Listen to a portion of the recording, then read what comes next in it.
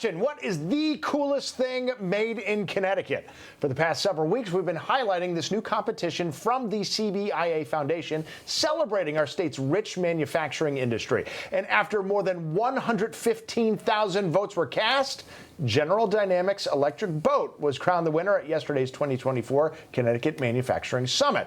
Now, if you're not familiar, CBIA partnered with the Connecticut Office of Manufacturing and Constep for this competition with support from Clifton Larson Allen, which is a professional services firm with several locations in Connecticut. Okay, on to the winner. Happy to be joined once again by Electric Boat's President Kevin Graney and CBIA President and CEO Chris DiPantima. Kevin and Chris, welcome. First of all, Chris, glad to have you on the show. Kevin, welcome back. Thank you. Glad to have you here again. It was the Virginia-class submarine specifically that wound up winning this vote in a close vote. I said 115,000 votes. You won over the Sikorsky Black Hawk helicopter by fewer than 200 votes. What does it mean to be the winner? Every vote counts. And, of course, yes.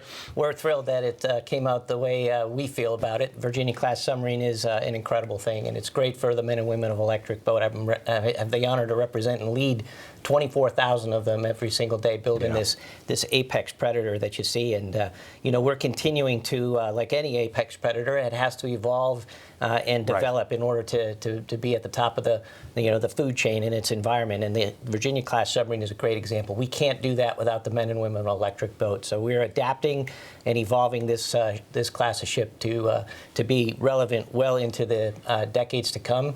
And not just as a weapon of war, but as a weapon of peace or a platform of peace, in that its deterrence capability keeps our adversaries at bay.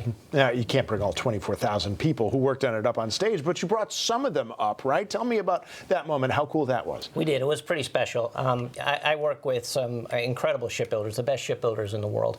And so we brought about 30 of our folks. They represented our salary workforce, our hourly workforce. We had some of our union leadership there. Great. And what's kind of cool about shipbuilding is there are generations that come to work. So moms and dads, sons and daughters, we had a couple of generations there with us as well. That is great, isn't it?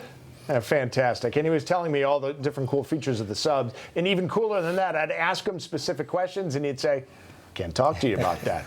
Classified. This is too cool, too high tech. All right, Mr. DiPantima, tell me about the competition, right? Started with 16 great Connecticut-made products. Did you expect this competition would be as successful as it was first time around? I didn't know what to expect. It was an incredible competition. The energy around it was amazing. As you mentioned, we started August 21st with 16 products, and pretty much each week pared down the bracket-style competition. I mean, to get 115,000 votes, that blew me away, and as close as the competition was, it even blew me away further. But the energy in the room yesterday at our summit, where we announced this with over 1,000 people in there, the manufacturing community rallied around this competition. I mean, it's amazing credit to Electric Boat and Sikorsky to be in the finalists. Both organizations, by the way, high-powered organizations in Connecticut, bringing their presence to the summit to be there for the announcement.